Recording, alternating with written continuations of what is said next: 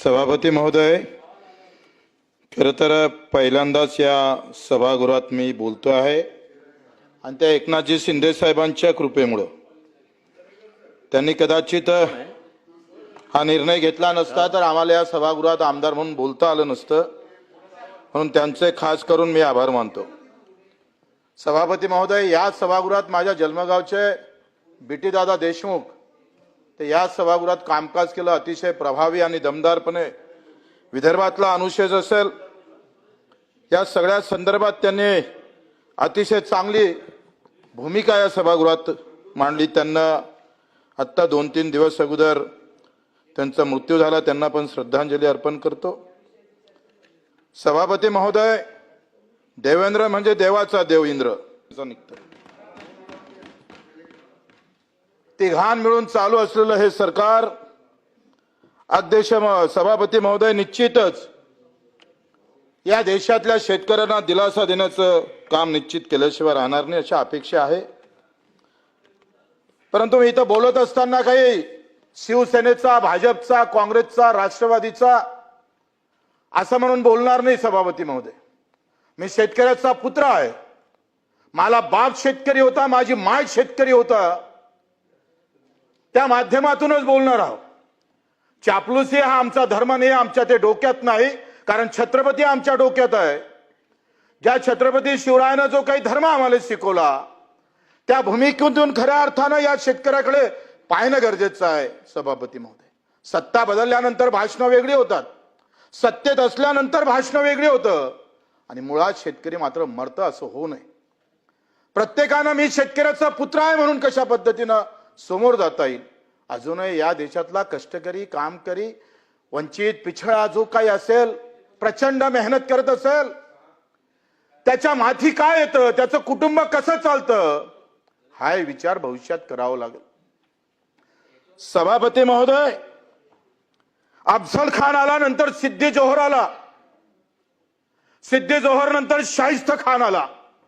10 वर्षाच्या कारकिर्दीमध्ये हे 2-3 आम्ही पाहतोय मोगलांच्या एका एकूण आदिलशाहीची फौज या स्वराज्यावर होती आणि स्वराज्याची सगळी घडी फिसटली होती।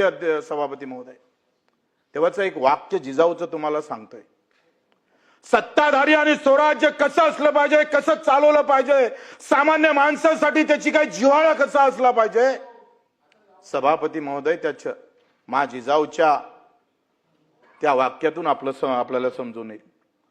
हे सगळं नष्ट झालं होतं, स्वराज्य चारैकून विखुरलं होतं, घरं पेटली होती, सगळा संसार उद्ध्वस्त झाला होता। दाय दाना पिकवाले सुद्धा बीज नव्हतं शेतकऱ्याजवळ आणि अशा वेळेस सगळा मुलूक आम्ही पाहतोय स्वराज्याकडे पाहत होता आणि त्यावेळेस खजिना सगळा संपला होता। पण मा जिजाऊनं म्हटलं नाही, शेतकरी उभा राहील, ज्याचे घर पेटले असेल त्याचे घर पुन्हा उभे केल्याशिवाय राहणार नाही। ज्याप्रमाणे आम्ही पाहतोय राजमाता अहिल्यादेवी होळकरांनी आपल्या नवऱ्याच्या वर्षश्राद्धातून गावच्या गाव उभे केले, त्याच ताकदीनं जिजाऊनं काय म्हटलं माहित आहे का, जरी सरकारी स्वराज्याचा खजिना संपला असेल तरी जिजाऊच्या खासगी खजिन्यातून अख्खा शेतकरी उभा केल्याशिवाय राहणार नाही। त्या राजमाताचा हा महाराष्ट्र आहे, लक्षात घ्या। आम्ही सरकार म्हणून त्या दृष्टीनं पाहता येईल का, आम्ही त्या पद्धतीनं समोर जाता येईल का। मी ज्या विदर्भातून येतोय, ज्या आम्ही पाहतोय, जे अमरावती जिल्हा असेल, नागपूर असेल, संत्र्याची ओळख आहे आमची। संत्रा म्हणजे विदर्भ, अमरावती, नागपूर। आज आमचा शेतकरी ते संत्र्याचे झाडं उपळून फेकताय, कारण आम्ही कांदा पाठवला नाही तिकडे बांगलाला आणि बांगल्यानं तिकडे आम्ही पाहतो आमचा संत्रा घेतला नाही। सदाभाऊ, मी काहीच कोणाच्या विरोधात बोलत नाही, नाहीतर आम्ही अधिक असं म्हणणार सत्तेत आहे, सत्तेत असले तर मग बोलता का, बोलायचं नाही। ही कुठला पळवाटपणा आहे। सभापती महोदय, संत्र्याचे झाडं उपळल्या जातं, एक पॅकेज नाही। संत्रा संशोधन केंद्राचं आमच्या विदर्भात आहे, नागपुरात आहे, पण त्याची सावली अजूनही माझ्या शेतकऱ्याच्या, संत्रा उत्पादक शेतकऱ्यावर पडली नाही। पाहावं लागेल, संत्रा उत्पादक आहे, मोसंबी उत्पादक आहे, केळी उत्पादक आहे, तुमचा द्राक्ष आंबा उत्पादक शेतकरी आहे, काजू उत्पादक शेतकरी आहे, मग एमआरईएस कुठं जातं आमचा। ह्या सगळ्या योजना बंद करावं तुमच्या, कडधान्य योजना, तुळधान्य योजना, 35 योजना कृषी विभागाच्या, आणि एका तालुक्याला 10-10, 20-20 टार्गेट. मग अधिकाऱ्याचं भलं होतं का त्या शेतकऱ्याचं भलं होतं? सभापती महोदय, माझं म्हणणं आहे सगळ्या योजना बंद करा. हमी भाव भेटला पाहिजे, आणि हमी भाव भेटत नसेल तर खर्च कमी करण्याची ताकद सरकारनं ठेवली पाहिजे. सभापती महोदय, आपण पाहतोय काय हमी भावाची स्थिती, किती हमी भाव देतो आम्ही. स्वामीनाथन म्हणत होते, जे कृषी मूल्य आयोगाचे पहिले अध्यक्ष होते, त्यांनी सांगितलं का उत्पादन से ज्यादा उत्पन्न बढ़ना चाहिए. उत्पादन वाढलं, पण उत्पन्न वाढत नसेल तर उत्पादनाला काय चाटाचं? बंडीनं येणारं उत्पादन ट्रॅक्टरनं आणलं, पण उत्पन्न वाढत नसल तर त्या उत्पन्नाला आम्ही पाहतोय काही अर्थ उरत नाही. तुम्ही शेतकऱ्याचे सभापती महोदय पुत्र आहात, आणि म्हणून आम्ही सगळे मिळून हा विचार करावा. कोण विरोधक, दानवे साहेब असेल, अधिक कोणी असेल, हा म्हणून आम्ही यांना पाहू नका. शेतकरी म्हणून सगळ्यांचा, तो जगला तर अख्खं जग जगेल या भूमिकेतून आम्हाला पाहावं लागेल. आणि मग आम्ही पाहतोय की या सगळ्या केळी उत्पादक शेतकरी, संत्रा उत्पादक शेतकरी असेल, जे फळ उत्पादक शेतकरी आहे, आपण एमआरजीएस मध्ये 3 वर्ष दिले त्याला, पण पुढची जर आम्ही 10 वर्ष त्याला जर एमआरजीएस मधून कव्हर केलं तर पर्यावरण राखतं. आज वाढलेली उष्णता कमी करायची असेल तर फळ उत्पादक शेतकऱ्याला आम्हाला एमआरजीएस मध्ये पुन्हा जोडलं पाहिजे. आणि त्या माध्यमातून शंभूराजे देसाई, आमचे जयस्वालजी, तुम्ही आम्ही सगळेजण मिळून हा प्रयत्न करणं गरजेचं आहे. कारण एमआरजीएस आपण पाहतो नको तिथं 260 प्रकारच्या योजनेला चालवतो आपण, पण याला जर आम्ही सांगतो याला जोडलं ना, तर याचा खर्च जर ह्या फळ उत्पादक शेतकऱ्याचा एमआरजीएस मधून निघाला तर पर्यावरण पण राखल्या जाईल आणि भाव सुद्धा भेटेल. या दुहेरी अर्थानं तिथं आम्ही पूर्ण. आम्ही गायला गोवा माता म्हणतोय, गाय म्हणजे हिंदू मातेचं दैवत. मग कापू नका म्हणून त्या थांबन असं वाटतं तुम्हाला? उपाययोजना करावं लागेल. कापलं तर गेलंच नाही पाहिजे, जो कापन त्याला कापलं पाहिजे. परंतु सभापती महोदय, ह्या सगळ्या गायीचा धंदा रासायनिक खताला सबसिडी देता. 1100 रुपयाचं रासायनिक खताचं पोतं 800 रुपये सबसिडी देतं सरकार. कंपनीतून खत आलं त्याला सबसिडी देण्याचा विचार, आणि माझ्या शेतकऱ्यानं शेणखत काढलं त्याला 1 रुपया देत नाही आपण. वा, शाश्वत शेती म्हणायचं आपण असं म्हणायचं का शेती आता जोरदार झाली पाहिजे, विषमुक्त शेती झाली पाहिजे, रासायनिक खतानं होणार आहे? का देत नाही आपण शेतखतासाठी पैसे? का त्याला सबसिडी देत नाही? रासायनिक खताच्या कंपन्या फुगल्या, मोठ्या झाल्या, कोणाच्या आहे त्याचे जर आपण पाहिलं, हे काँग्रेसच्या काळात झालं, हे उद्धव साहेबाच्या काळात झालं, हे राष्ट्रवादीच्या काळात झालं, कोणाच्या काळात झालं असं म्हणण्यापेक्षा हे आतापर्यंत असंच चक्र चालू राहिलं, आणि हे चक्र आम्हाला बंद करावं लागेल. एकदा जर शेणखताला सबसिडी दिली, मला वाटते तुकाराम मुंडे साहेब चांगले वागले ना थोडे, और अच्छा उन्होंने अगर कोशिश किया ना, मी सांगतो दुधाचे भाव वाढल्याशिवाय राहणार. त्याला तिथं ठेवलं पाहिजे. तुकाराम मुंडेचे आभारच मानतोय. माझ्या भागात आता गुटखा विक्री बंद झाली. गुलाबराव, एक अधिकारी काय करू शकतं जे सरकार करू शकत नाही, ते अधिकाऱ्यानं करून दाखवलं. खेड्या गावातला गुटखा आता बंद व्हायला लागला. फक्त तुकाराम मुंडेंना सभागृहाच्या माध्यमातून सांगतोय का दुधाच्या भेसळावर तुम्ही लक्ष ठेवा. शंभूराजे, दुधातला जर करप्शन कमी झालं, त्यातलं भेसळ जर कमी झाली, दुधाचे भाव मागा लागेल शेतकऱ्याला. मी सांगतोय आजही 50% दुधावर अजूनही करप्शन होतंय, भेसळ होतंय. कॅन्सरचं प्रमाण वाढत चाललं, माणसं मरायला लागली, पण ते भेसळ बंद होत नाही. सरकार आमचं तुमचं सगळेच आहे, पण अजूनही ते साधा दुधातलं करप्शन थांबलं नाही. म्हणून आम्ही पाहतो 10 ते 15% कॅन्सरचं प्रमाण वाढलेलं आहे. तरी आम्ही म्हणायचं का आता सरकार आपलं आहे, बोलू नको बाबा, सगळं ऐकून घ्यावं लागतं, मरू दे माणसाले, असं म्हणणाऱ्यापैकी आम्ही नाही. एक शेतकरी पुत्र म्हणून आम्ही इथं बोलतो आहे. आणि म्हणून त्या संदर्भात सुद्धा सभापती महोदय आपल्याला विचार करावा लागेल. कर्जमाफी का येतं, कशासाठी कर्जमाफी आली? तुम्ही काय, आम्ही पाहतो आम्ही आंदोलन केले. मी रायगडाच्या पायथ्याशी 3 दिवस उपोषणाला बसलोय. देवेंद्रजींना, मुख्यमंत्री महोदयानं बैठक घेतली आणि तेव्हा सांगितलं का 600 रुपये, 1000 रुपये दिव्यांगाचा महिना 2500 रुपये करू. त्यांनी तो शब्द पाळला, त्यांचा आभार मानतोय. जसं एकनाथजींना आम्ही पाहतो दिव्यांग मंत्रालय दिलं, ताकदीनं देशातलं जगातलं पहिलं मंत्रालय. अनाथाचा नाथ म्हणजे एकनाथ हे सिद्ध करून दाखवलं. आणि ज्याला पाय नाही, हात नाही, डोळे नाही अशासाठी धावून येणारा पहिला मुख्यमंत्री या देशातले एकनाथजी शिंदे ठरले. लक्षात ठेवा. 1000 रुपयाचा महिना 2500 रुपये झाला. आम्ही उपोषण सोडलं. पुन्हा आम्ही 7 दिवस उपोषणाला बसलो. मजुरीला 550 किलोमीटर पायी चढलो. 350 सभा महाराष्ट्रात घेतल्या. 75,000 किलोमीटरचा प्रवास केला. सभापती महोदय, कर्जमाफी आज आपण देतोय, पण कर्जमाफी देताना काही प्रशासन अधिकारी बोलताना बोलतोय तुम्हाला किती द्यायचं शेतकऱ्याला, किती पाहिजे तुम्हाला. अशा प्रकारच्या उमरट भाषा जेव्हा कानावर येतं ना, तेव्हा असं वाटतं का पुन्हा तलवार छत्रपतीची काळा छाटून टाकावं की काय. तुम्ही सांगतोय मी हमी भावाचं तुम्हाला हे देतोय. 2026-27 ले धान उत्पादक शेतकऱ्यासाठी 4,888 भावाची शिफारस केली. 4,888. 15% नफ्यानं किती भाव भेटले पाहिजे सभापती महोदय? 4,888. आणि केंद्र सरकारनं जाहीर किती केले भाव? 2,441. 2,400 रुपये कमी दिले भाव जाहीर.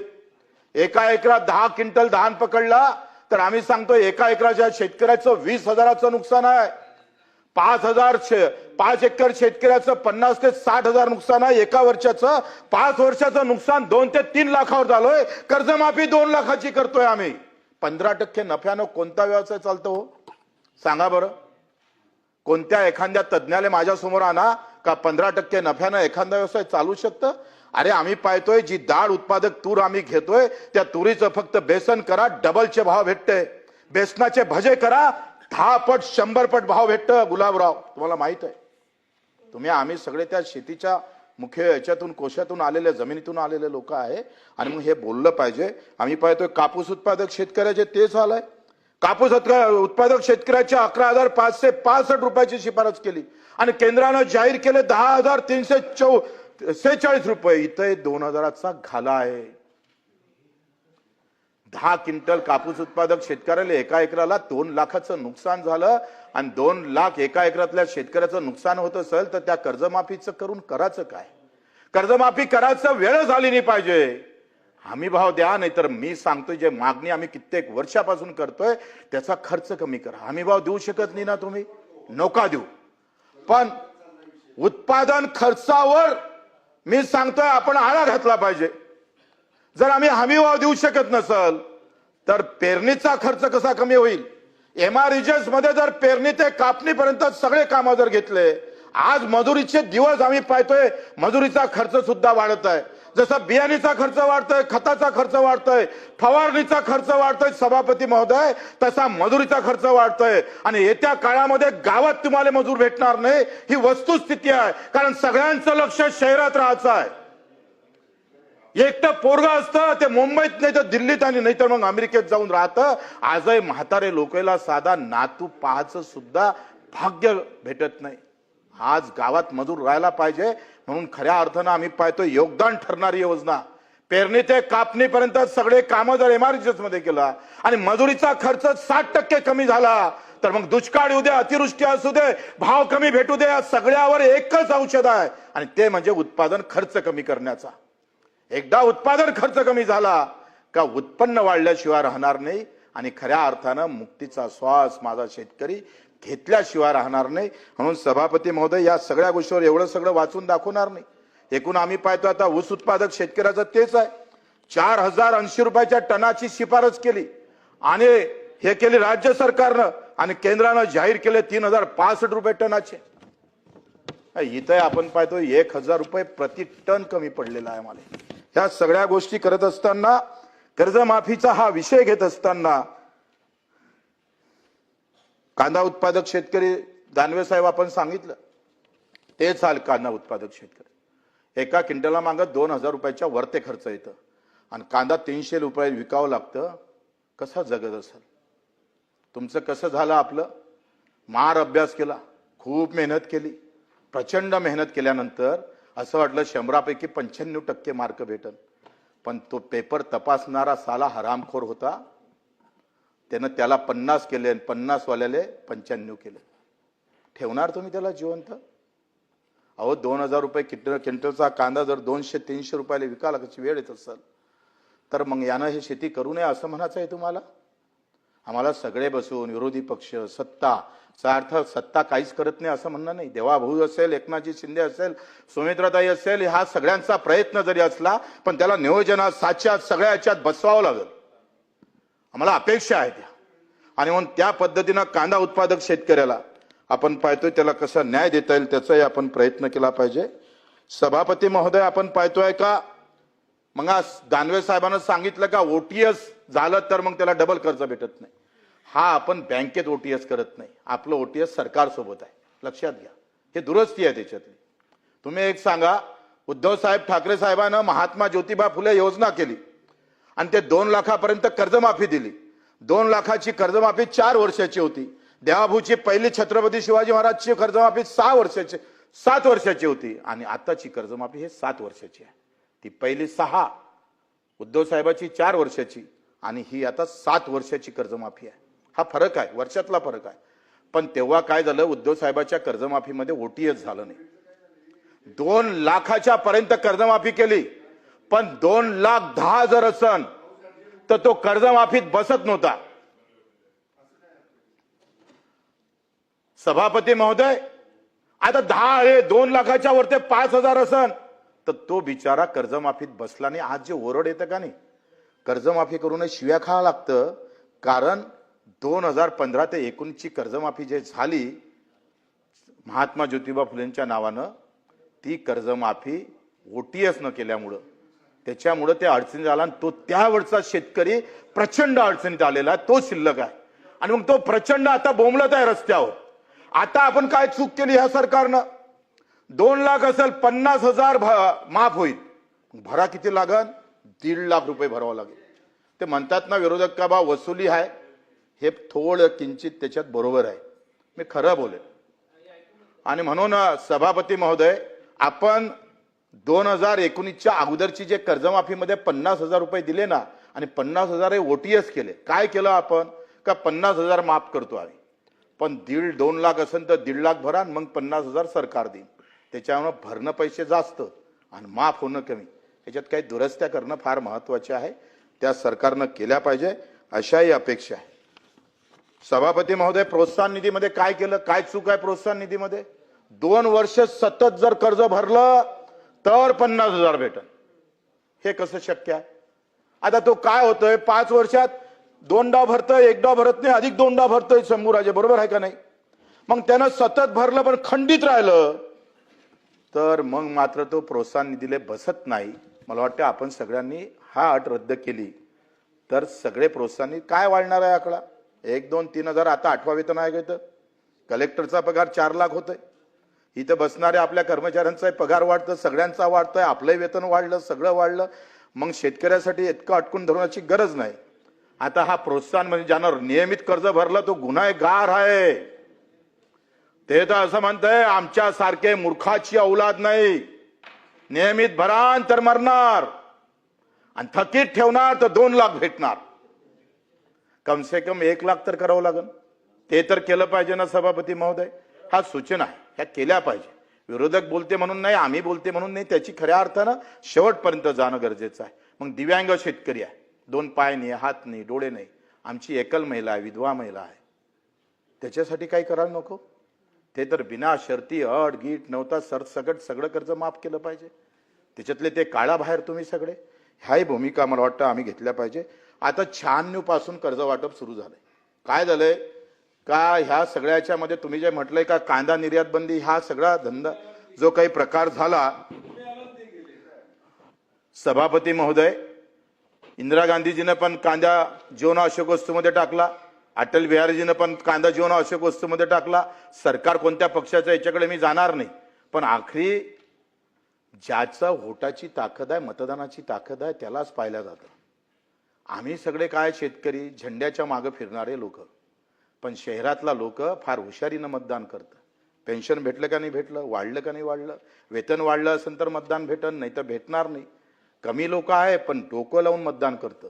आणि आम्ही थोडंसं धर्मजातीवर जाऊन पक्ष हे सगळा भेद पाहून ते मतदान व्यवस्थित होत नाही म्हणून इथं सगळं सरकार चुकतं असं एकंदरीत माझं अनुमान आहे. आता 96 पासून 26 पर्यंत